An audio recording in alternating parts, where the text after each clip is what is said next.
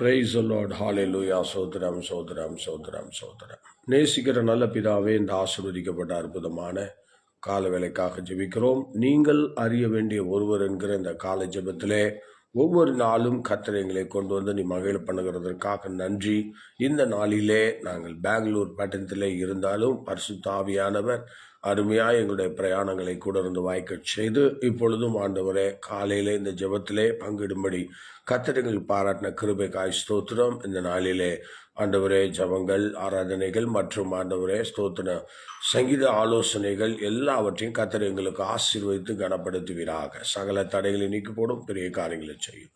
இயேசுவின் நாமத்தில் தாழ்வோடு வேண்டிக் கொள்கிறோம் ஜெபங்களும் பிதாவே. ஆமேன், ஆமேன், ஆமேன். இப்பொழுது பியூலா அவர்கள் பாடலை பாடி கர்த்தரை மகிமைப்படுத்துவார்கள்.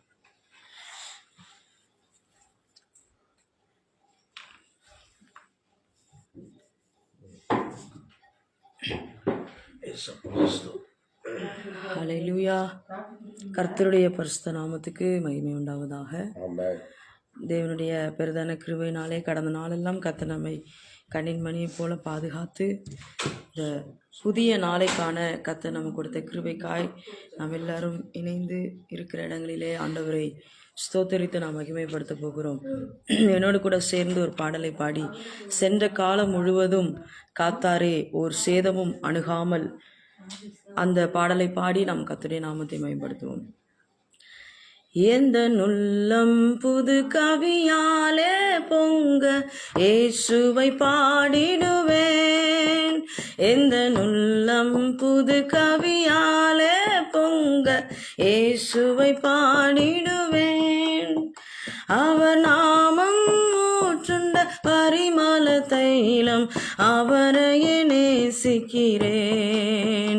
அவர் நாமம் ஊற்றுண்ட பரிமள தைலம் அவரையே நேசிக்கிறேன்.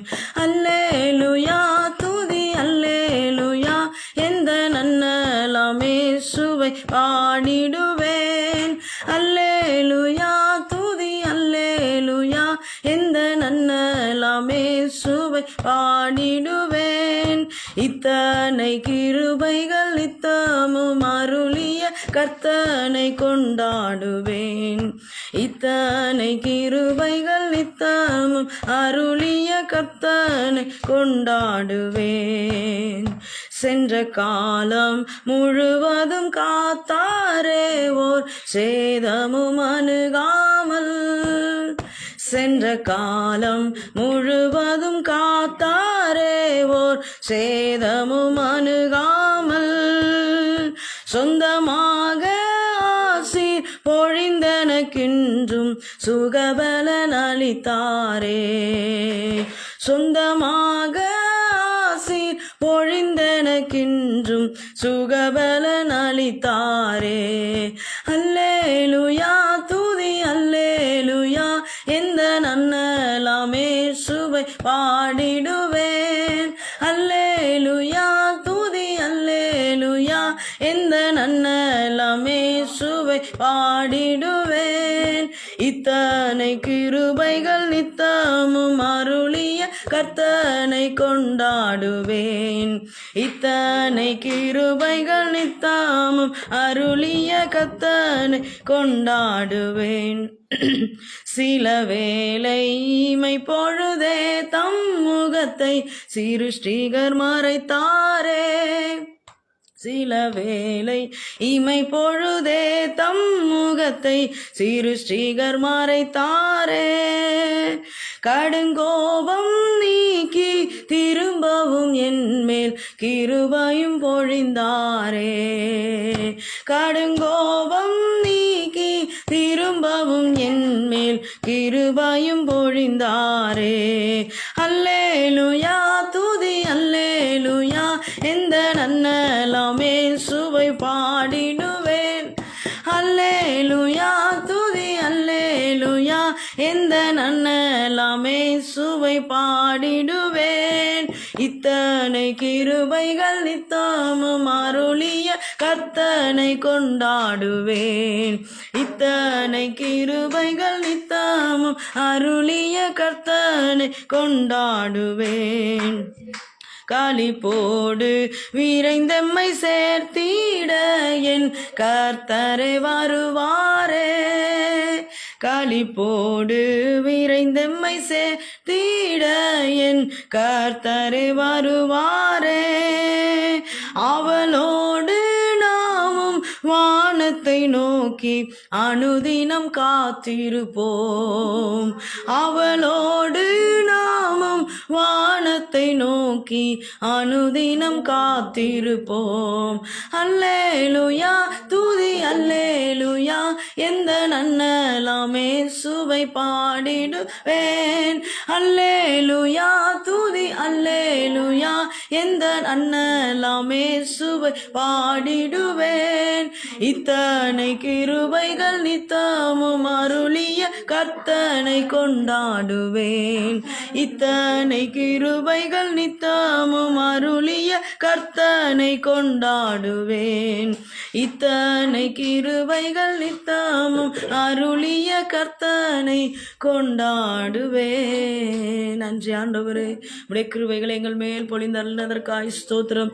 அனுதினம் உம்முடைய கிருபையின் பாதையில் எங்களை நடத்துகிறீரே. எல்லாவற்றிலும் உம்முடைய கிருபையை தந்து எங்களை நடத்துகிறீரே.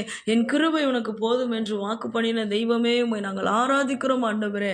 இந்த பகல் வேளையிலும் ஆண்டவரே, உம்முடைய கிருபை எங்களை தாங்கட்டும், உம்முடைய கிருபை எங்களை நடத்தட்டும். அப்பா, உம்முடைய கரத்தில் எல்லாவற்றையும் நாங்கள் ஒப்பு கொடுக்கிறோம். நீங்க பொறுப்படுத்த நடத்துங்க கர்த்தர். ஆண்டவரே, உம்முடைய வார்த்தை கொண்டு கர்த்தர் எங்களோடு இடைப்படுவீராக. இயேசுவின் நாமத்தில் பிதாவே, ஆமென்.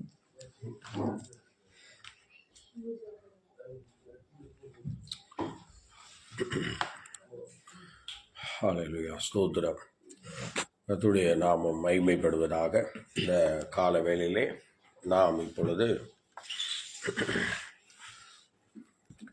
66வது சங்கீதத்தை இப்பொழுது நாம் தியானிக்க போகிறோம். நேற்றைய தினத்திலே 65வது சங்கீதத்தினுடைய பின்னணி மற்றும் காரியங்களை தியானித்து கர்த்தரை மகிமைப்படுத்தினோம். இந்த நாளிலே ஆண்டுடைய பிரதான கிருபையினாலே 66வது சங்கீதம் நாம் இப்பொழுது தியானிக்க போகிறோம். இந்த 66வது சங்கீதம் யாரால் பாடப்பட்டது, யாரால் எழுதப்பட்டது என்று நாம் பார்க்கும்போது, இந்த சங்கீதம் எழுதியவர் யாசர் குழுவினர், யாசர் பாடல் குழுவினர் அவர்கள் மூலமாக இயற்றப்பட்ட இந்த சங்கீதம். இந்த சங்கீதத்திலே 20 வசனங்கள் அடங்கி இருக்கிறது. இந்த சங்கீதம் எந்த பின்னணியிலே பாடினார்கள் என்பதை நாம் பார்க்கும்போது, எசேக்கியாவினுடைய காரியங்களை நாம் சற்று நோக்கி பார்க்கும்போது, எசேக்கியா காலத்திலே கிமு 726 ஆண்டிலே அவருடைய நாட்கள், அவைகளில் 10 ஆண்டுகள் அவர் மிகவும் ஆவிக்குரிய அல்லது ஆண்டவருடைய அவருக்கு அடுத்த எல்லா விஷயங்களிலும் அவர் மிகவும் பலம் கொண்டவராய், திடன் கொண்டவராய், ரொம்ப தீவிரமாக ஆண்டவருக்காக செயல்பட்டவர். பலி செலுத்துவது, பலிபீடங்களை கட்டுவது போன்ற சபையிலே எப்படியெல்லாம் இருக்க வேண்டும் என்று இஸ்ரவேல் ஜனங்களை வலியுறுத்துவது, சோபாகம் செலுத்துவது, இப்படி நிறைய விஷயங்களை அவர் அந்த 10 ஆண்டுகளில் நல்ல தீவிரமான ஒரு வளர்ச்சியை அவருக்குள்ளே காணப்பட்டது. அந்த வளர்ச்சி அவருக்குள்ளே இருந்தது. எசேக்கியா ராஜாவின் காலத்திலே அவ்வளோ பெரிய வளர்ச்சி இருந்தது. அப்படி வளர்ச்சி இருக்கும்போது நடந்த சம்பவம் என்ன என்றால், அந்த காலத்திலே அவர் சங்கீத புஸ்தகங்களை அதிகமாக படிக்கிற பழக்கமும், அதை தியானம் பண்ணுகிற பழக்கமும், இன்னும் அந்த சங்கீதங்களை சரி செய்கிற சங்கீதங்களை எல்லாம் எடுத்து அவர் நல்ல அதை முறைமையின்படி வாசிக்க, எல்லாராலும் வாசிக்கக்கூடிய ஒரு நல்ல சூழலை கொண்டு வரக்கூடிய நல்ல ஒரு சங்கீதமாக ஒவ்வொரு சங்கீதத்தையும் அவர் சில விஷயங்களை திருத்தி அதை சபை நடுவே வாசிக்கிற அந்த அளவுக்கு அந்த சங்கீதங்களை கொண்டு வருவாராம். அவருக்கு அப்படிப்பட்ட ஒரு காரியம் எசேக்கியா ராஜாவின் காலத்தில் இருந்திருக்கிறது. நீதிமொழிகள், பிரசங்கி, உன்னத பாட்டு, இப்படிப்பட்ட சங்கீதங்கள், இந்த புஸ்தகங்களை எல்லாம் இவர் அதிகமாக வாசிக்கிறவராகவும் அவைகளிலே நல்ல பழக்க வழக்கங்களை உடையவர்களாகவும் அந்த சங்கீதங்களை அவர் கொண்டு வந்து அவைகளை திருத்தி அவைகளுடைய தகவல்களை முழுமையாக மக்களுக்கு போய் சேரக்கூடிய நிலையிலே அவர் அந்த சங்கீதங்களை சரி செய்து கர்த்தருடைய நாமத்தை மகிமைப்படுத்தின ஒரு புருஷன்தான் இந்த எசேக்கியா ராஜா. இந்த எசேக்கியா ராஜாவின் காலத்திலே எசேக்கியா ராஜாவின் கால்களில் நோய் கொண்டது என்று நாம் பார்க்கிறோம். நோய் கொண்டதை இப்பொழுது நம்ம அந்த அதிகாரங்களை பார்க்கலாம். 2 ராஜாக்களின் புஸ்தகம் 20ஆம் அதிகாரம் 1, 2, 3 வசனங்களிலே அவருக்கு அந்த பிரச்சனை வந்ததை நம்ம படிக்கலாம். படிங்கள், பார்க்கலாம். படிங்கள். 20ஆம் அதிகாரம் 1, 2, 3 வசனங்களை படிக்கலாம். அந்நாட்களில் எசேக்கியா வியாதிப்பட்டு மரணத்துக்கு ஏதுவாயிருந்தான். அப்பொழுது ஆமோத்சின் குமாரனாகிய ஏசாயா என்னும் தீர்க்கதரிசி அவனிடத்தில் வந்து அவனை நோக்கி, நீர் உமது வீட்டு காரியத்தை ஒழுங்குபடுத்தும், நீர் பிழைக்க மாட்டீர், மரித்து போவீர் என்று கர்த்தர் சொல்லுகிறார் என்றான். இந்த மாதிரி சூழ்நிலையை நாம் பார்க்கிறோம்.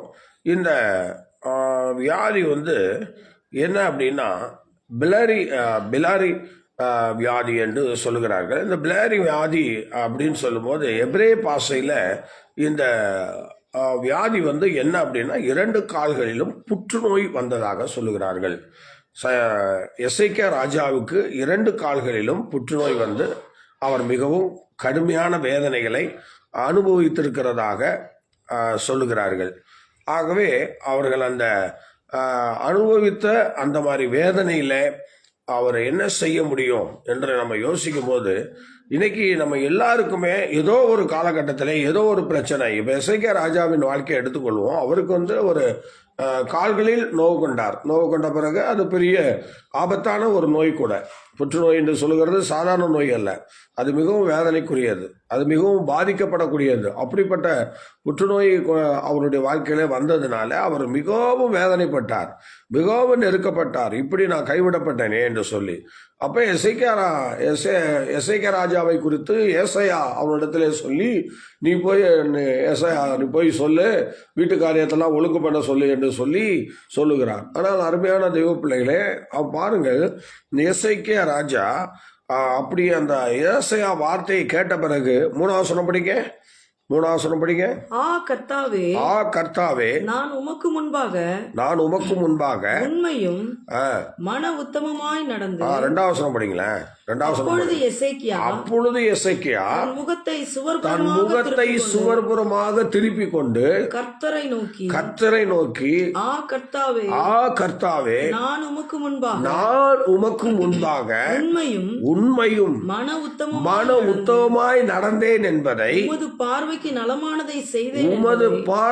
நலமானதை செய்தேன் என்பதை நினைத்தருளும் என்று விண்ணப்பம் பண்ணி எசேக்கியா மிகவும் அழுதார். பாத்தீங்களா, மிகவும் அழுகிறார், பயங்கரமா அழுகிறார், வேதனையோடு அழுகிறார். எனக்கு அன்பான தேவனுடைய பிள்ளையே, நடந்த சம்பவம் என்ன தெரியுமா?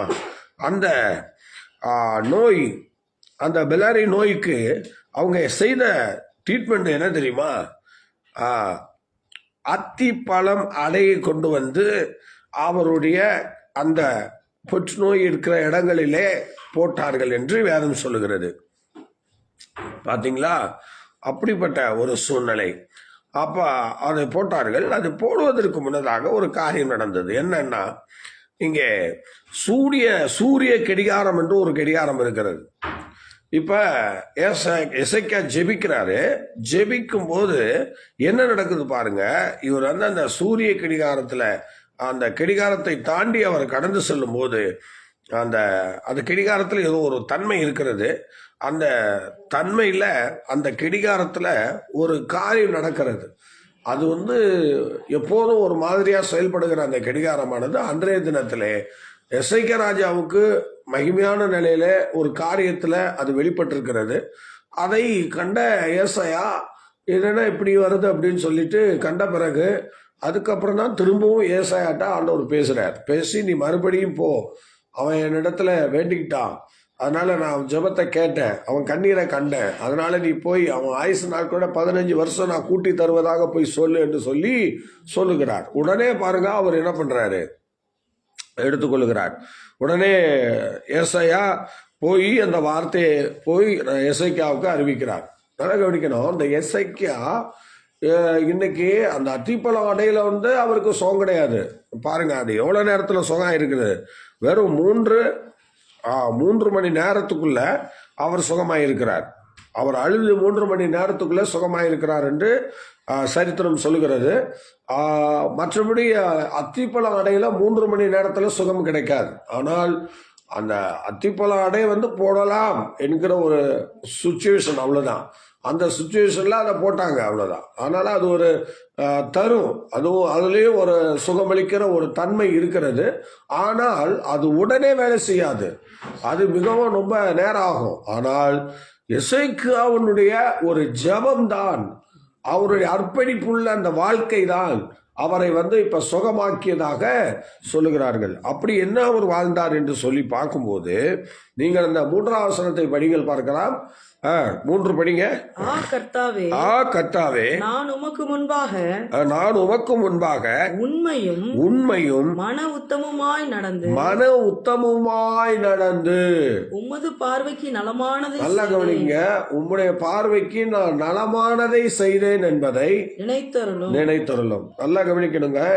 எசேக்கியா ராஜா பண்ணின ஒரு ஜெபம் இது. நான் உயிரோடு இருந்த நாட்கள்ல நான் எவ்வளவு உண்மையும் உத்தமமாய் இருந்தேன், அதை இப்ப நீங்க நினைச்சு பாருங்க என்று அவர் சொல்லுகிறார். ஆம் பிரியமானவர்களே, இந்த வார்த்தை உங்களுக்கு நேரா எனக்கு நேரா வரும்போது நாம் உயிரோடு இருக்கிற நாட்கள்ல ஆண்டவருக்கு முன்பாக நிக்கிறோமா, அவருக்கு உண்மையா இருக்கிறோமா? நல்லா கொஞ்சம் யோசிச்சு பாருங்க. இந்த வசனங்கள் வார்த்தைகளை நம்ம மதிக்கிறோமா? இன்னைக்கு ஆண்டவருடைய வார்த்தையை நம்ம மதிக்கிறோமா? எசேக்கியா ராஜா ஒரு வார்த்தை சொன்ன பிறகு ஆண்டவர் ஸ்தோத்திரம் அந்த ஜெபத்தை கேட்கிறார். ஏன்? அவர் உயிரோடு இருந்த நாட்கள்ல தேவனுக்கு முன்பாக வாழ்ந்து கொண்டிருந்த ஒரு மனுஷனாக இருந்தார். ஆனால் நம்ம அப்படி இல்லை தெரியுமா? அநேகருடைய வாழ்க்கை உயிரோடு இருக்கும்போது ஒளிந்து வாழ்கிற வாழ்க்கையை தான் நாம் கண்டுபிடிச்சிருக்கிறோம். அநேக இடங்கள்ல மறைஞ்சு வாழ்கிற ஒரு வாழ்க்கை, ஒளிந்து வாழ்கிற ஒரு வாழ்க்கை. ஆனால் எசேக்கியா ராஜாவுடைய வாழ்க்கையில எந்த ஒளிவரவும் இல்லை. அவர் எவ்வளவு தைரியமா சொல்லுகிறார் பாருங்க. நான் உயிரோடு இருந்த காலங்களில் உமக்கு முன்பாக நான் எவ்வளவு உண்மையும் மன உத்தமமாய் நடந்தேன் என்பதை இப்பொழுது நீ என்ன செய்யும், நினைத்தருளும் என்று சொன்னார். யோசித்து பார்த்தீங்களா? இன்னைக்கு இந்த ஜெபத்தை எத்தனை பேர் செய்ய முடியும்? எவ்வளவு பெரிய ஊழியக்காரர்களாய் இருந்தாலும், எவ்வளவு பெரிய விசுவாசிகளாய் இருந்தாலும், நீ எத்தனை வருடம் ஆண்டவருக்குள்ளே வந்திருந்தாலும், மலையை பெயர்க்கத்தக்க விசுவாசம் உனக்கு இருந்தாலும், பெரிய காரியங்களை கர்த்தருக்கு நிகழ்த்தினாலும், இந்த எசேக்கியா பண்ணின ஜெபத்தை போல இன்னைக்கு எத்தனை பேர் ஜெபிக்க முடியும்? கர்த்தருடைய பிள்ளையே, எத்தனை பேர் ஜெபிக்க முடியும்? ஹல்லேலூயா. எசேக்கியா ராஜா ஜெபிக்கிற அந்த வேளையிலே தேவன் இந்த அற்புதத்தை செய்கிறார், இந்த அதிசயத்தை செய்கிறார். ஆம் கர்த்தருடைய பிள்ளையே, ஸ்தோத்திரம். நடந்தது என்ன? ஸ்தோத்திரம். நீங்கள் வாசிக்கலாம், ஏசாயா தீர்க்கதரிசன புஸ்தகம் 64:6 படிக்க பார்க்கலாம்.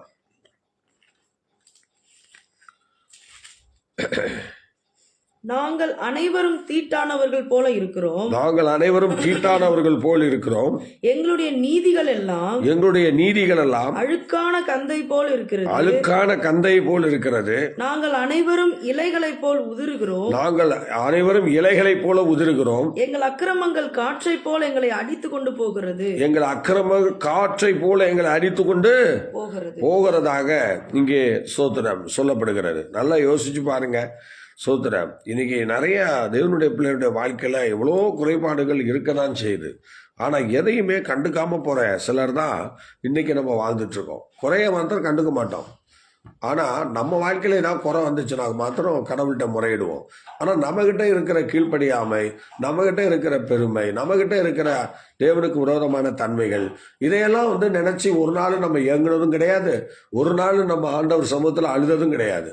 நான் இப்படியெல்லாம் வாழ்றேனே, நான் இப்படியெல்லாம் இருக்கிறேனே, உண்மை தேட முடியலையே, ஆண்டவருக்குன்னு கனி கொடுக்க முடியலையே, ஆண்டவருக்குன்னு எதையும் செய்ய முடியலையேன்னு சொல்லி அதையெல்லாம் நம்ம என்ன பண்றது இல்லை, நினைச்சு பார்க்கறதே இல்லை கர்த்தருடைய பிள்ளைய.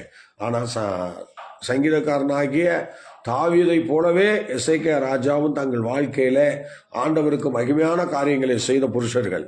ஆனால் இப்ப பாருங்க, இந்த எசேக்கியா ராஜா அவர் சொல்றாரு, என்ன சொல்றாரு பாத்தீங்களா, உயிரோடு இருந்த காலங்களில் நான் உமக்கு முன்னாடி எவ்வளவு மன உத்தவமா நடந்தேன். அதை இப்ப நினைச்சு பாரு ஆண்டவரே, விட மாட்டேங்கிறாருங்க. நம்ம நடந்தோம்னா நாமும் அப்படி சொல்லலாம்ல, நாம அப்படி இருந்திருந்தோம்னா நாம அப்படி சொல்லலாம்ல. ஆனா இன்னைக்கு எசேக்கியா இருந்தது போல எத்தனை பேருடைய வாழ்க்கையில் அப்படி இருக்கிறோம் என்று கொஞ்சம் யோசிச்சு பாருங்க. ஸ்தோத்திரம். லூக்கா சுவிசேஷம் 17ஆம் அதிகாரம் 10வது வசனத்தை வாசிங்கள் பார்க்கலாம். லூக்கா சுவிசேஷம் 17ஆம் அதிகாரம் 10வது வசனத்தை வாசிக்கலாம். அப்படியே நீங்களும் உங்களுக்கு கட்டளையிடப்பட்ட யாவற்றையும் செய்த பின்பு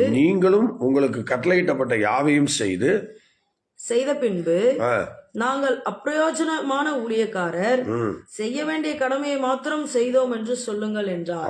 செய்ய வேண்டிய கடமைகளை மாத்திரம் செய்தேன் என்று சொல்லுங்கள் என்றார்.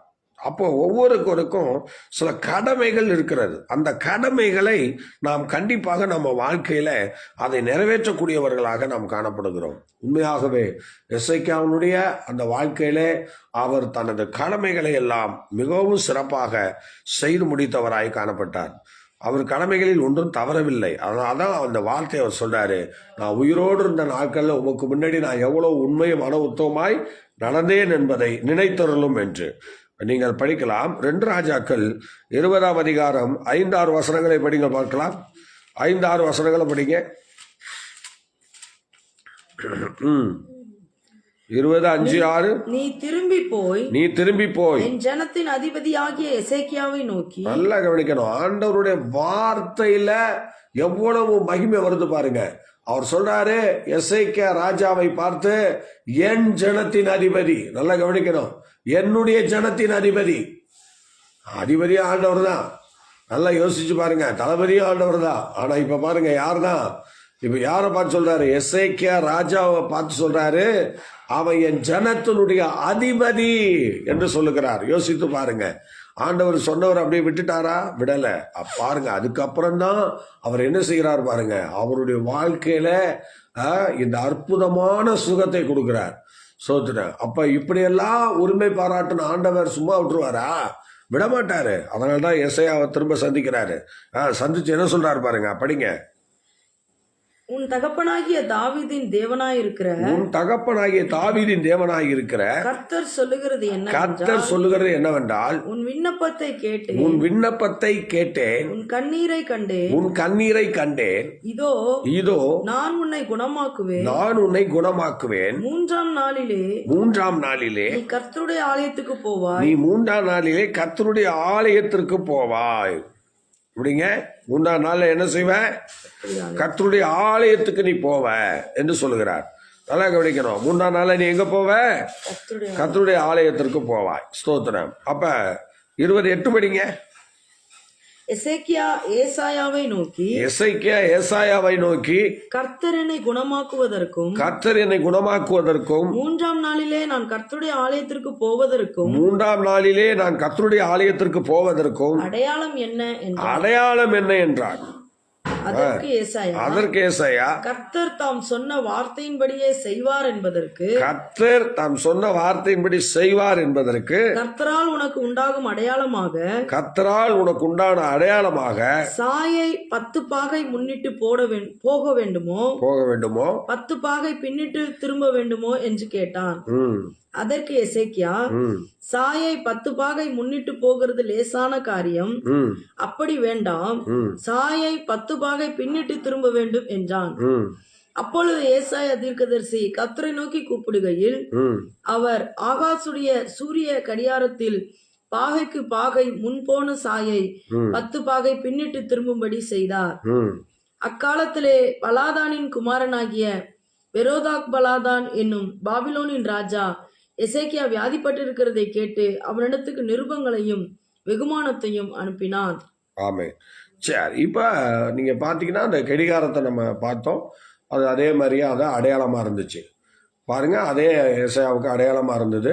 அந்த அடையாளத்தை தான் அவர் சொல்லுகிறார், இது உனக்கு அடையாளமா இருக்கும் அப்படின்னு சொல்லி. அதே மாதிரி அந்த காரியங்கள்லாம் நடந்து அவரும் இப்ப என்ன செய்கிறார், வந்து விட்டார். சரி, இப்போ நீங்க 3ஆம் நாள் நீ சுகமாவா என்று சொன்னார்கள். 3ஆம் நாள் அவர் சுகமாகிறார். அத்திப்பழம் அடையை அவர்கள் போட்டு காலில் போட்டார்கள். உடனே அவர் தேவாலயத்திற்கு வந்த 7 ஆசனம் படிங்க. 27. பின்பு ஏசாயா அத்திப்பழத்தடையை கொண்டு வாருங்கள் என்றான். அதை அவர்கள் கொண்டு வந்து பிளவையின் மேல் பற்று போட்ட போது அந்த பிளவையின் மேல் அந்த பிளவை நோய், அந்த பிளவை நோயில வந்து 10 போடுறாங்க. அந்த நோய் அவன் பிழைத்தான். பாருங்கள், 3 மணி நேரத்துக்குள்ள அவன் பிழைத்தான். ஆனால் இது வந்து தேவனுடைய எசேக்கியா உயிரோடு இருந்த காலங்களில் அவருக்கு முன்னாடி செய்த சில காரியங்களாலே அவர் இப்பொழுது இந்த புற்றுநோயிலிருந்து விடுவிக்கப்பட்டார். உயிரோடு இருக்கிற காலங்களில் இந்த உலகத்தில் நம்ம என்னென்னமோ செய்கிறோம். ஆனால் தேவனுடைய வாழ்க்கையில், தேவனுடைய சமூகத்தில், தேவனை தொடக்கூடிய நிலையில் நாம் என்னென்ன காரியங்களை பண்ணுறோமோ இதுதான் நம்ம ஆபத்து காலத்தில் கை கொடுக்கும். வேற என்ன தெரியுமா சொல்லுது? ஆபத்து காலத்தில் என்ன நோக்கி கூப்பிடு, நான் வந்து உன்னை விடுவிப்பேன், நீ என்னை மகிமைப்படுத்துவாய் என்று சொல்லுகிறார். அதனால இன்னொரு வசனம் இருக்கு பார்த்தீங்களா, 91வது சங்கீதத்தை நாம் படிக்கும்போது, அவன் இடத்தில் வாஞ்சியா இருக்கிறபடியால் அவனை விடுவிப்பேன், அவன் நாமத்தை அறிந்திருக்கிறபடினால் அவனை நான் உயர்ந்த அடைக்கலத்துல வைப்பேன். ஆனா தேவனுக்குண்ட ஒரு இடத்தை நாம் நம்முடைய வாழ்க்கையில கொடுக்க வேண்டும். ஒவ்வொரு தேவனுடைய பிள்ளைகளும் தேவனுக்கென்று ஒரு இடத்தை கொடுக்க வேண்டும். எந்த இடத்தையும் கொடுக்காமல் கடைசி நேரத்தில் நாம் தேவனை நோக்கி சில பேர் கூப்பிடுகிற நேரத்தில் அவர் வந்து செவி கொடுக்காத ஒரு தன்மையை வெளிப்படுத்த வேண்டிய நிலை ஏற்படுகிறது. ஆகவே கர்த்தர் நம்முடைய வாழ்க்கையில செவி கொடுக்க வேண்டும் என்றால், கர்த்தர் நம்மோடு கூட வர வேண்டும் என்றால், நம்முடைய கூப்பிடுதலை, நம்முடைய சத்தத்தையும் அவர் கேட்க வேண்டும் என்றால், நாம் என்ன செய்ய வேண்டும்? எசேக்கியாவை போல உயிரோடு இருக்கிற காலங்களில் ஆண்டவருக்கென்று எதையாவது செய்யணும். அப்படி செய்தாதான் நம்ம வாழ்க்கையில இந்த தெய்வீக சுகங்களையும் இந்த மாதிரி விடுதலையும், எதிர்பாராத இடத்திலிருந்து வருகிற இந்த அழிவை எதிர்நோக்கி அதிலிருந்து மீட்கப்படுகிற, அதிலிருந்து ஜெயிக்கிற ஒரு நல்ல அனுபவத்தையும் பெற வேண்டுமானால் கண்டிப்பா நாம் உயிரோடு இருக்கிற காலங்கள்ல தேவனுடைய இருதயத்தை டச் பண்ணக்கூடிய நிலையில ஏதாவது சில காரியங்களை செய்திருக்கணும். நானும் எல்லா மனிதரை போல நானே இருக்கக்கூடாது. அப்படி பாருங்க, எசேக்கியா இல்லை, நானும் எல்லா ராஜாக்களை போலன்னு இல்லை. அவரை நான் அபிஷேகம் பெற்றவன், நான் ஆண்டவருடைய அன்பை பெற்றவன், நான் ஆண்டவருக்குள்ள வளர்றேன், அதனால ஆண்டவர் என்னை நடத்துகிறார் என்கிற அந்த தைரியத்திலே அவர் வாழ்ந்து கொண்டிருந்த ஒரு புருஷன். ஆகவே எனக்கு அன்பான தேவனுடைய பிள்ளைகளே, அதுபோன்று இன்னைக்கு உங்களை ஒப்பு கொடுத்து தேவனை மையப்படுத்துங்கள். கர்த்தர் உங்களை நிச்சயமாக ஆசீர்வதித்து அற்புதமாக வழி நடத்துவார். நீங்கள் ஸ்தோத்திரம். இப்படி இவருக்கு 3ஆம் நாளிலே தேவாலயத்திற்கு சென்றார். சொல்லுங்க, எங்க போனார்? தேவனுடைய ஆலயத்திற்கு சென்றார். அப்படி அத்திப்பழம் அடையெல்லாம் போட்டு நல்ல சுகமான பிறகு ஸ்தோத்திரம். இப்ப எசேக்கியா எங்க போகிறார் பாருங்கள், தேவனுடைய ஆலயத்திற்கு செல்லுகிறார். இந்த ஆலயத்திற்கு செல்லும் போதுதான் இந்த யாசர் குழுவினர் என்ன பண்றாங்க? அப்ப இந்த சங்கீதங்களை ஏற்றுகிறார்கள், பாடுகிறார்கள். எசேக்கியா ராஜா உள்ளே வந்த பிறகு, எசேக்கியா ராஜாவை பார்த்த பிறகு இந்த யாசர் குழுவினர் வந்து இந்த 66வது சங்கீதத்தை அங்கே பாடுகிறார்கள். பாடி தேவனுடைய நாமத்தை மையப்படுத்துகிறார்கள். இது எத்தனை ஆச்சரியம் பாருங்க கர்த்தருடைய பிள்ளை, இது எத்தனை ஆச்சரியம். சூத்திரம். இது எசேக்கியா ராஜாவின் நாட்கள்ல எழுதப்பட்ட ஒரு 66வது சங்கீதம். இது வந்து யாசர் குழுவினர் என்று சொல்லுகிறது. அந்த ஆலயத்திலே எசேக்கியா ராஜாவின் காலத்திலே அங்கே ஒரு குழுவினர் அங்கே இருந்திருக்கிறார்கள். அந்த குழுவினர் பாடின பாட்டுதான் இந்த 66வது சங்கீதம். ஆகவே இந்த சங்கீதத்திலே நாம் அநேக நல்ல காரியங்களை நாம் பார்க்கிறோம். ஸ்தோத்திரம். நீங்கள் 66ஆம் சங்கீதத்திலே 13 வசனம் ஸ்தோத்திரம் முதல் எசேக்கியாவின் வார்த்தை எல்லாம் கவனிக்கணும். 13 வசனம் முதல் 20 வசனம் வரைக்கும் அதுல என்ன இருக்குன்னா எசேக்கியாவுடைய வார்த்தை இருக்கும். ஸ்தோத்திரம். பாத்தீங்களா, எசேக்கியாவுடைய வார்த்தை இருக்கிறது. பாருங்கள், இப்ப நீங்க 13 வசனம் படிக்க பார்க்கலாம். 13 சர்வாங்க தகன பலிகளோடு நல்லா கவனிக்கணும். அவர் ஆலயத்திற்கு வந்த பிறகு சர்வாங்க தகன பலியோட உமது ஆலயத்திற்குள் பிரவேசிப்பேன், உம்முடைய ஆலயத்திற்குள் பிரவேசிப்பேன். என் இக்கட்டில் நான் என் உதடுகளை திறந்து என் வாயினால் சொல்லிய என் பொருத்தனைகளை நான் உமக்கு செலுத்துவேன். என்று சொல்லுகிறார். பார்த்தீங்களா, ஆலயத்திற்கு இவர் வந்திருக்கிறார் என்பதை நாம் இப்பொழுது இந்த காரியத்தில் இந்த வசனத்தின் மூலமாக நமக்கு தெரிய வருகிறது. ஆக 13 வசனங்கள் வரை எசேக்கியாவினுடைய அந்த தகன வழிகள், அவர் ஆலயத்துக்குள்ள போய் செய்கிற அந்த காரியங்கள், அவர் பேசுகிற சில விஷயங்கள்லாம் இந்த காரியங்கள்ல இருக்கிறது. இதுல நீங்க பார்க்கும்போது பஸ்கா பண்டிகை வந்தது. பஸ்கா பண்டிகை வரும்போது யாத்ராமம் புஸ்தகத்தில் உள்ள அநேக விஷயங்களை அங்கே அவர் பயன்படுத்துகிறார். நல்லா கவனிக்கணும், அங்கே அவர் அதை பயன்படுத்துகிறார். இப்ப நான் உங்களுக்கு சொல்லுகிறேன், இந்த யாசர் குழுவினர் பாடின இந்த சங்கீதமானது இந்த நாட்கள்லே, அந்த நாட்கள்லே பண்டிகை, பஸ்கா பண்டிகையின் காலங்களிலே வாசிக்கப்பட்டது. அதை எப்படி வாசிப்பாங்க அப்படின்னா, பாருங்கள், நீங்கள் வசனம் 66 படிங்க பார்க்கலாம். கடலை உலர்ந்த தரையாக மாற்றினார். கடலை உலர்ந்த தரையாக மாற்றினார். ஆற்றை கால்நடையாய் கடந்தார்கள். ஆற்றை கால்நடையாய் கடந்தார்கள். அங்கே அவரில் கலிகூர்ந்தோம். அங்கே அவரில் கலிகூர்ந்தோம். இது யாத்ராமத்தின் புஸ்தகத்திலிருந்து எடுக்கப்பட்ட இந்த வசன வார்த்தைகளாக இந்த வார்த்தைகள் காணப்படுகிறது. அப்போ யாத்ராமம் புஸ்தகங்களும் அன்னைக்கு அந்த சங்கீதங்களிலே இடம்பெற்றிருக்கிறது. அந்த பஸ்கா பண்டிகை காலங்களிலே யாசர் குழுவினர் அதையும் வைத்து அந்த இடத்துல தேவனுடைய நாமத்தை மயப்படுத்தியிருக்கிறார்கள். இப்பொழுது நாம் ஒரு காரியம் செய்ய போகிறோம். முதலாவது, நல்லா கவனிங்க, முதலாவது 1-7 வசனம் நான் வாசிப்பேன். அடுத்தது நீங்க 8-9 வசனத்தை நீங்க வாசிக்கணும். அதுக்கப்புறம் நான் 10-15 வசனம் நான் வாசிப்பேன். அடுத்தது நீங்க 16-20 வசனங்களை நீங்க வாசிக்கணும். இப்போ நம்ம என்ன செய்ய போறோம், இதை ஒரு 4 பாகமாக பிரித்து இப்ப நம்ம வாசிக்க போறோம். அதனால இப்பொழுது நம்ம அருமையான தெய்வ பிள்ளைகள் அதை கவனிக்கணும். இப்ப நம்ம இந்த சங்கீதத்தை வாசிக்க போகிறோம். முதலாவது 1-7 வசனங்களை நான் உங்களுக்காக வாசிக்கிறேன். 66வது சங்கீதம் 1-7 ஸ்தோத்திரம். அப்ப இரண்டாவது 8-9 அந்த வசனங்களை ஸ்தோத்திரம் நீங்கள் வாசிக்கணும். அதுக்கு அடுத்தது 10-15 நான் வாசிப்பேன். 16-20 வசனங்களை நீங்கள் வாசிக்க வேண்டும். ஓகே, இப்ப நம்ம வாசிக்கலாம், வாசிக்க துவங்கலாம். பூமியின் குடிகளே, நீங்கள் எல்லாரும் தேவனுக்கு முன்பாக கம்பீரமாய் பாடுங்கள். அவர் நாமத்தின் மகத்துவத்தை கீர்த்தனம் பண்ணி அவருடைய துதியின் மகிமையை கொண்டாடுங்கள். தேவனை நோக்கி, உமது கிரியைகளில் எவ்வளவு பயங்கரமாய் இருக்கிறீர். உமது மகத்துவமான வல்லமை நிமித்தம், உம்முடைய சத்துருக்களின் நிமித்தம் உமக்கு இச்சகம் பேசி அடங்குவார்கள். பூமியின் மீதெங்கும் உம்மை பணிந்து கொண்டு உம்மை துதித்து பாடுவார்கள். அவர்கள் உம்முடைய நாமத்தை துதித்து பாடுவார்கள் என்று சொல்லுங்கள். தேவனுடைய செய்கைகளை பாருங்கள். அவர் மனுபுத்திரரிடத்திலே நடப்பிக்கும் கிரியைகள் பயங்கரமானவைகள். கடலை உலர்ந்த தரையாக மாற்றினார். ஆற்றை கால்நடையாக கடந்தார்கள். அங்கே அவரில் களி கூர்ந்தோம். அவர் தம்முடைய வல்லமையினாலும் என்றென்றைக்கும் அரசாளுகிறார். அவருடைய கண்கள் ஜாதிகள் மேல் நோக்கமாய் இருக்கிறது. துரோகிகள் தங்களை உயர்த்தாதிருப்பார்களாக.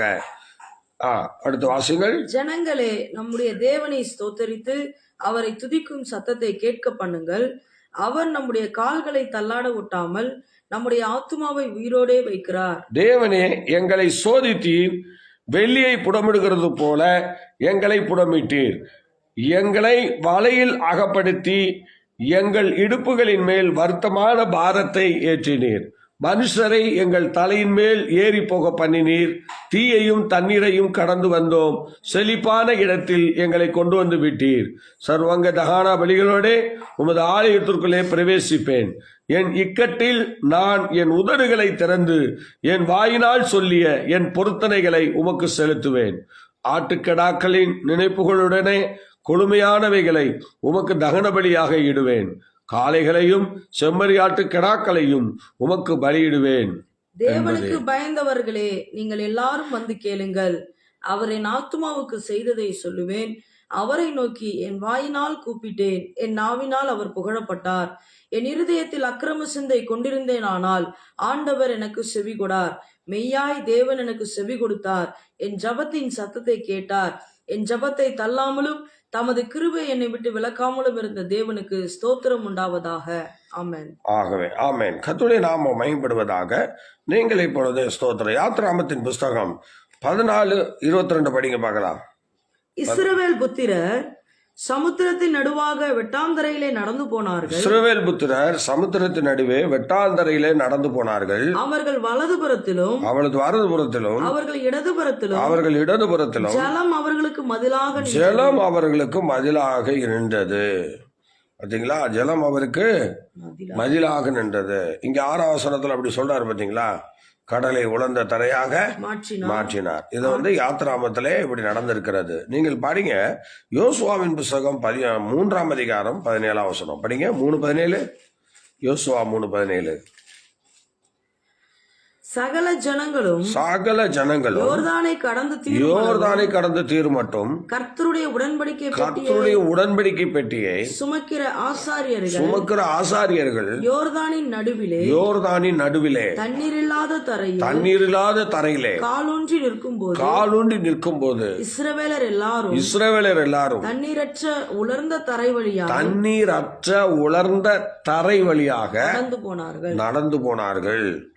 உங்களுக்கு அப்படி ஒரு காரியங்கள் இருக்கிறது. இப்ப யோர்தான் அப்படி என்றால் என்ன அப்படின்னு சொன்னா, திடீர் தாக்குதல் என்ற அர்த்தம். சொல்லுங்க பார்க்கலாம். யோர்தான் என்றால் என்ன அர்த்தம்? திடீர் தாக்குதல். அப்படின்னா நடந்து போயிட்டு இருக்கும்போது டக்குன்னு தண்ணி வருமா. அப்புறம் அது இன்னொரு பாசையும் இருக்கு எபிரேய சொல்ல, மரணம். யோர்தான் என்றால் என்ன அர்த்தம்? மரணம் என்றும் சொல்றாங்க. அப்ப இந்த யோர்தான் என்றால் திடீர் தாக்குதல் அல்லது மரணம். இப்படி யோர்தான்ல இறங்கினாலே அவ்வளோ பிரச்சனை இருக்கு, அவ்வளோ போராட்டம் இருக்கு. அதனால யோர்தானுக்கு அர்த்தம் இவ்விதமாக காணப்படுகிறது. ஆகவே எனக்கு பிரியமானவர்களே, இந்த நாட்களிலே ஆண்டவர் சில வசனங்களை நாம் இப்பொழுது படித்து பார்க்கும்போது, நீங்கள் படிங்கள். சங்கீதம் 107ஆம் வசனம் படிங்க. 66:7 படிங்க. அவர் தமது வல்லமையினால் என்றென்றைக்கும் அரசாளுகிறார். அவருடைய கண்கள் ஜாதிகள் மேல் நோக்கமாய் இருக்கிறது. துரோகிகள் தங்களை உயர்த்தாதிருப்பார்களாக. நீங்க சங்கீதம் 136:10 படிங்க. 136:10.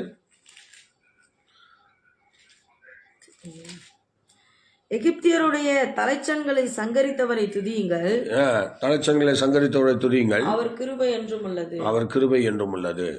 இப்படி அந்த யாத்ராமத்தின் புஸ்தகத்தினுடைய இப்படிப்பட்ட காரியங்களை அவர் பேசி கர்த்தரை மையப்படுத்துகிறார். நீங்க 66:1 படிங்க பார்க்கலாம். 66:1.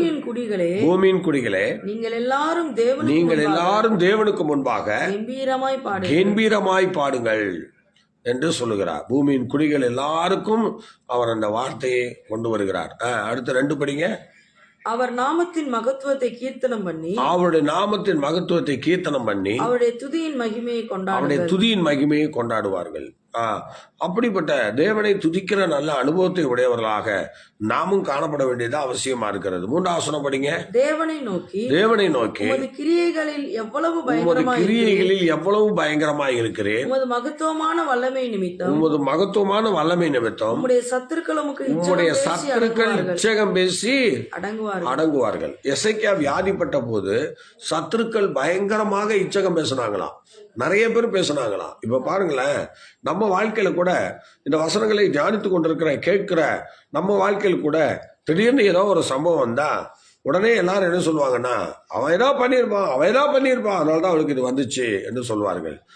தேவனுடைய ஒரு சிச்சை அப்படிலாம் ஒரு அன்பா ஏத்துக்க மாட்டாங்க. ஏதாவது ஒரு குறை சொல்லிட்டு இருப்பாங்க. ஒரு சில டீம் அப்படிதான் இருக்கிறாங்க இந்த நாட்கள்லயும். அவங்க வருத்தப்படுறாங்களே, அவங்க கஷ்டப்படுறாங்களே, இப்படிப்பட்ட நோயில இருக்காங்களே, இப்படிப்பட்ட சூழ்நிலையில இருக்காங்களேன்னு சொல்லி அவங்க மேல எந்த பரிதாபமும் இல்லாம என்ன செய்கிறார்கள், உடனே அவங்கள கண்ணாப்புனான்னு வசைப்பாடுறது. யோசிச்சு பாருங்க, இது எவ்வளவு பெரிய காரியம். அருமையான தெய்வ பிள்ளைகளே, கண்ணோக்கி நீங்க பார்க்கணும். தேவனுடைய பிரசன்னம் இன்னைக்கு நம்மோடு கூட இருந்து வழி நடத்துகிறது. அதனால தொடர்ந்து நீங்க ஆண்டவர் சமூகத்துல உங்களை நீங்கள் அர்ப்பணிக்க வேண்டும். ஸ்தோத்திரம். சாதாரண விஷயம் இல்லை. இச்சகம் பேசுகிறவர்கள் இன்னைக்கும் நிறைய பேர் இருக்காங்க. எசேக்கியா ராஜாவின் காலத்திலே ஸ்தோத்திரம் ஏராளமான பேர் எசேக்கியாவுக்கு விரோதமா எழும்பினாங்க. ஆனா யாரையும் கர்த்தர் விடல. ஸ்தோத்திரம். எல்லாரையும் ஆண்டவர் தண்டித்தார்.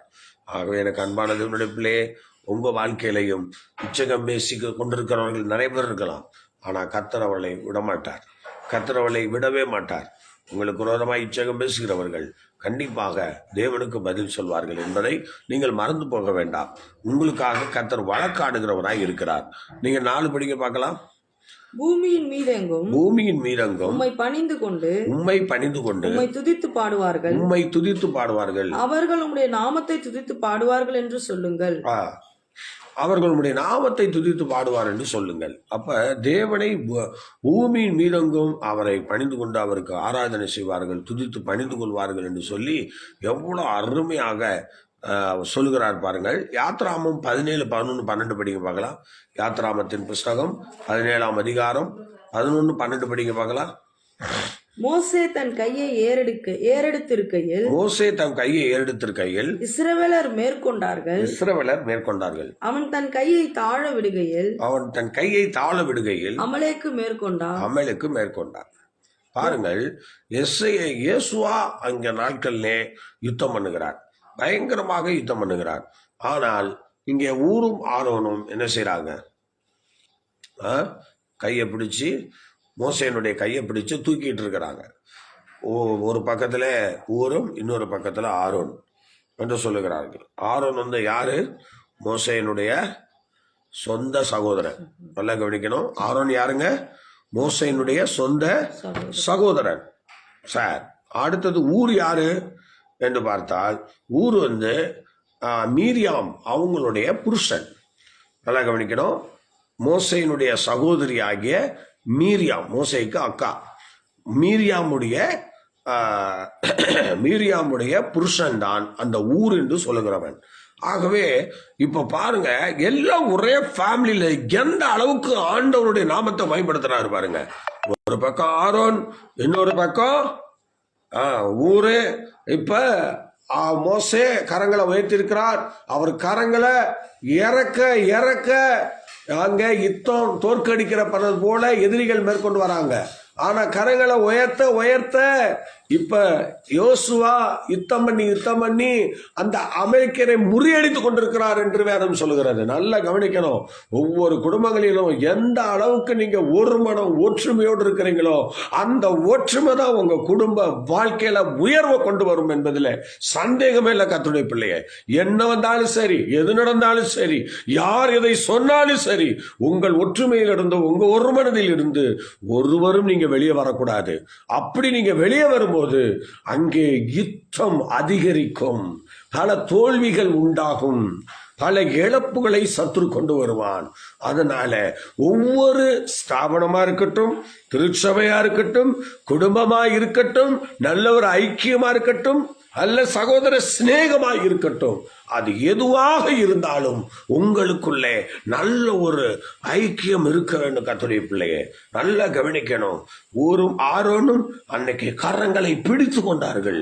அதுபோல ஒரு பலவீனமானவர்கள் நம்முடைய குடும்பங்களில் இருப்பார்கள். நீங்கள் அவரை பிடித்துக் கொள்ளக்கூடியவர்களாய் இருக்கணும், அவர்களை தாங்கக்கூடியவர்களாய் இருக்கணும்.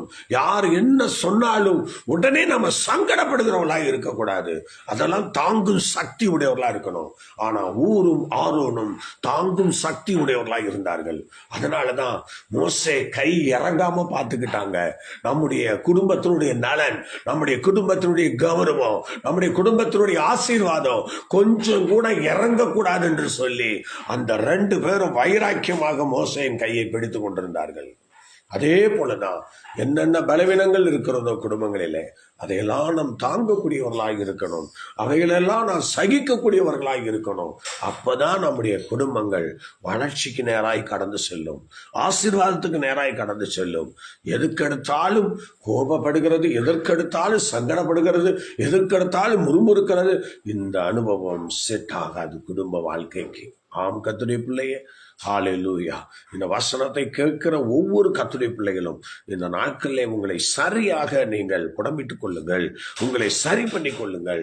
உங்கள் குடும்பத்திலே சத்துருக்கு இடம் கொடுக்காதிருங்கள், உங்களுடைய சபைகளிலே பிசாசுக்கு இடம் கொடுக்காதிருங்கள், உங்கள் தனிப்பட்ட வாழ்க்கையில சாத்தானுக்கு இடம் கொடுக்காதிருங்கள். கண்டிப்பா சொல்லுகிறேன், சத்துரு எதிர்ப்பு கட்சிக்கிற சிங்கம் போல எவனை விழுங்கலாமோ என்று வகை தேடி சுற்றி தருகிறான். ஆனால் நம்ம ஜாக்கிரதையா இருக்கணும். அதனால பாருங்க, எசேக்கியா உடைய காலங்கள்ல ஸ்தோத்திரம் எப்படி அந்த யாசர் குழுவினர் இந்த யாத்ராமத்தின் காரியங்களை சொல்லி கர்த்தரை மையப்படுத்தினாங்களோ அதுல அவ்வளவு மகிமை இருக்கிறதுனாலதான் அதை அவங்க அந்த இடத்துல அந்த சொற்களை பயன்படுத்தி ஆண்டவரை ஆராதிக்கிறார்கள். அதை அந்த நாட்களிலே பாடுகிறார்கள் அந்த பாடலை. ஆகவே கர்த்தர் உங்களை ஆசீர்வதித்து கனப்படுத்துவாராக. தொடர்ந்து தேவ சமூகத்திலே நீங்கள் வாஞ்சி உடையவர்களாக இருங்கள். நீங்கள் ஸ்தோத்திரம் நீங்க படிக்கலாம். 66 ஸ்தோத்திரம் 66 10 11 12 படிக்க பார்க்கலாம். தேவனே எங்களை சோதித்தீர், வெள்ளியை புடமிடுகிறது போல எங்களை புடமிட்டீர், எங்களை வலையில் அகப்படுத்தி எங்கள் இடுப்புகளின் மேல் வருத்தமான பாரத்தை ஏற்றினீர். எங்கள் இடுப்புகளின் மேல் வருத்தமான பாரத்தை ஏற்றினீர்.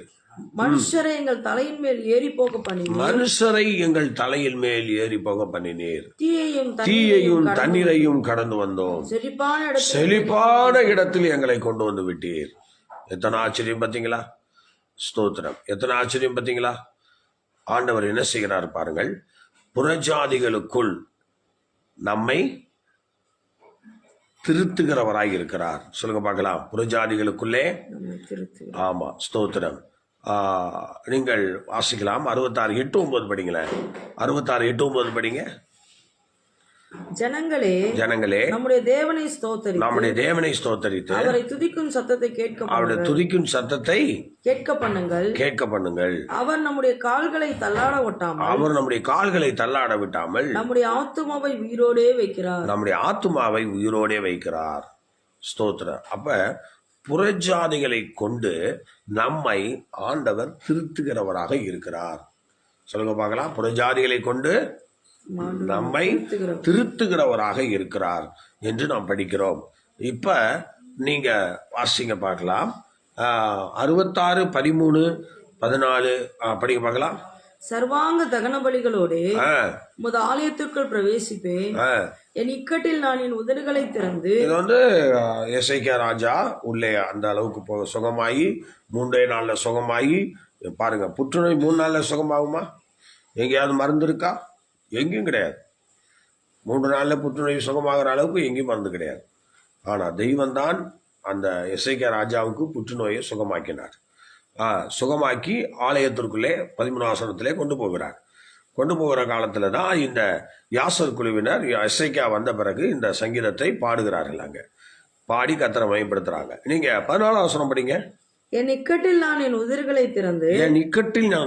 திறந்து என் வாயினால் சொல்லி என் பொருத்தனைகளை உமக்கு செலுத்துவேன். இப்ப பாருங்க, இக்கட்டு நேரத்துல அவர் நிறைய ஜெபம் பண்ணாரு, நிறைய காரியங்கள் ஆண்டவர்கிட்ட சொன்னார். ஆனா அதுல சில பொருத்தனைகளையும் நான் செலுத்த வந்திருக்கிறேன்னு சொல்றாரு. அடுத்தது 16. தேவனுக்கு பயந்தவர்களே நீங்கள் எல்லாரும் வந்து கேளுங்க. அவரின் ஆத்துமாவுக்கு செய்ததை சொல்லுவேன். நம்மகிட்ட ஒண்ணும் இல்லை, ஆனா அவர்கிட்ட இருக்கு, எசேக்கியாட்ட இருக்கு. ஏன்னா 3 நாள்ல சுகம் கொடுத்திருக்கிறாரு ஒரு புற்றுநோயை. அதனால இப்ப அவரு கண்டிப்பா சொல்லிதான் ஆகணும். அதைத்தான் அப்ப ஆலயத்துல சொல்லுகிறார். அதை ஏசாயா தீர்க்க தரிசன புஸ்தகத்துல 2 ராஜாக்கள்ல இந்த விஷயங்கள் எல்லாம் நம்ம படிக்கிறோம். 4ஆமத்திலே படிக்கிறோம். சார் 17 படிக்க பார்க்கலாம். அவரை நோக்கி என் வாயினால் கூப்பிட்டேன். என் நாவினால் அவர் புகழப்பட்டார். ஸ்தோத்திரம். பார்த்தீங்களா? அப்ப தேவன் நேரடியாக சிட்சிக்கிறவர். சொல்லுங்க பார்க்கலாம். 2வது இந்த வசனங்கள் 13-17 வரைக்கும் அதுல ஆண்டவர் என்ன சொல்கிறார்? தேவன் நேரடியாக சிட்சிக்கிறவராய் இருக்கிறார். சொல்லுங்க பார்க்கலாம். தேவன் நேரடியாக சிட்சிக்கிறவராய் இருக்கிறார். அதைத்தான் எசேக்கியா வாழ்க்கையில அவர் செய்தார். நீங்கள் ஏசாயா 38:9 படிங்க.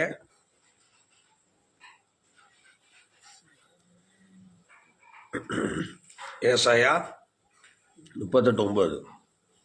யூதாவின் ராஜாவாகிய எசேக்கியா வியாதிப்பட்ட போது, தன் வியாதி நீங்கி சுஸ்தமான போது எழுதி வைத்ததாவது நான் என் பூரண ஆயுசின் வருஷங்களுக்கு சேராமல் பாதாளத்தின் வாசலுக்கு உட்படுவேன் என்று என் நாட்கள் அறுப்புண்கிற போது சொன்னேன். அறுப்புண்கிற போது நான் இந்த பூமியை விட்டு எடுபட்டு போகும்போது நான் சொன்னேன். கர்த்தரை நான் இனி உயிரோடு இருக்கிறவர்களின் தேசத்திலே தரிசிப்பதில்லை. உயிரோடு இருக்கிற தேசத்துல நான் தரிசிப்பதில்லை. இனி பூலோக குடிகளோடே இருந்த மனுஷரை நான் காண்பதில்லை, காண்பதும் இல்லை. என் ஆயுசு மேய்ப்பனுடைய கூடாரத்தை போல என்னை விட்டு பெயர்ந்து போகிறது. நெய்கிறவன் பாவை அறுக்கிறது போல என் ஜீவனை அறுக்க கொடுக்கிறேன். என்னை பாவிலிருந்து அறுத்து விடுகிறார். 15 படிங்க.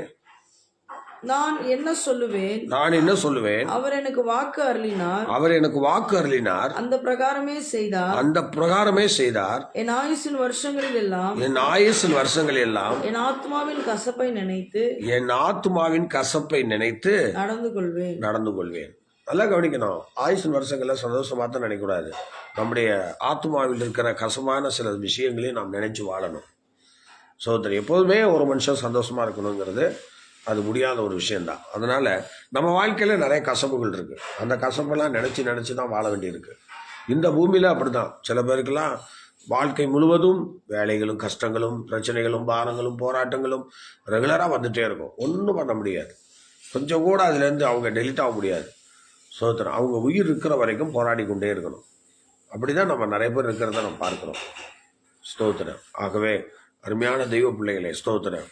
ஒவ்வொருவரும் தங்களுடைய குடும்பங்களுக்காக, தங்களுடைய பிள்ளைகளுக்காக, தன்னுடைய கட்டுப்பாட்டில் இருப்பவர்களுக்காக அநேக இடங்களில் உழைத்து ஆளாக்கி அவர்களையெல்லாம் வளர்த்தி கொண்டு போகும்போது அவர்கள் ஒரு முக்கியமான ஒரு பீடத்தை பிடித்து கொள்கிறார்கள். ஆனாலும் அவருடைய வாழ்க்கையில சோதரம் நாம் பார்க்கும்போது கசப்பு தான் அதிகமாக வரும். ஏன்னா ஒரு மனுஷனை இன்னைக்கு உருவாக்குவதே எவ்வளவு பெரிய கஷ்டம் தெரியுமா? ஆனா பலரையும் நம்ம உருவாக்கும் போது அதுல ஒன்றும் மதுரம் நமக்கு வரும்னு சொல்ல முடியாது. ஆனா முடிவு சம்பூர்ணம், கண்டிப்பா முடிவு சம்பூர்ணம். ஆனா துவக்கம்லாம் வெறும் அற்பமா தான் எண்ணப்படும். எல்லாரும் அற்பமா தான் எண்ணுவாங்க. எல்லா சூழ்நிலையிலையும் நம்ம சில கசப்பான காரியத்தை தான் பார்ப்போம். ஆனால் கடைசியில ஆண்டோடைய சமூகத்துல தான் நம்ம என்ன பண்ணினோம், அதுக்கு என்ன கூலி இருக்குன்னு சொல்லி கடைசியா தெரியும். அது வரையும் தெரியாது.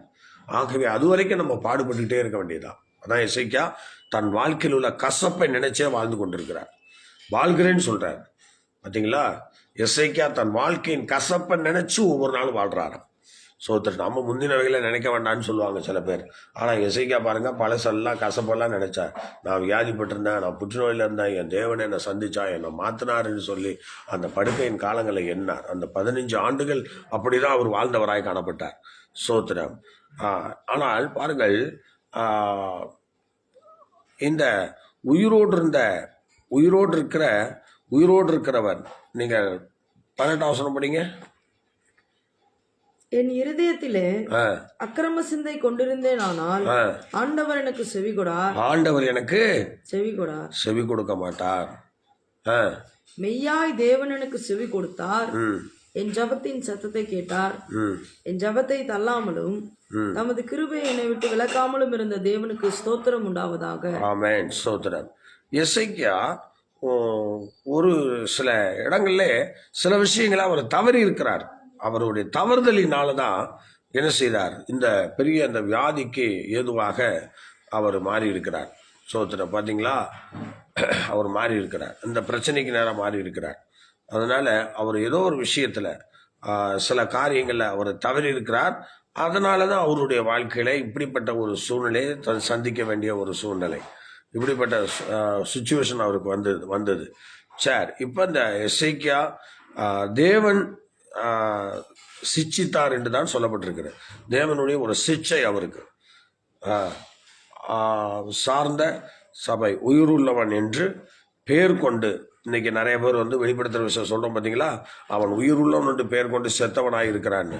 அது மாதிரி உயிர் இருக்கும், ஆனா என்ன கிரியை எதுவும் இருக்காது. ஆண்டவருக்குன்னு எந்த காரியமும் செய்ய மாட்டோம். அப்படிப்பட்ட ஒரு ஜீவியம் இன்னைக்கு நிறைய பேரிடத்துல இருக்கு.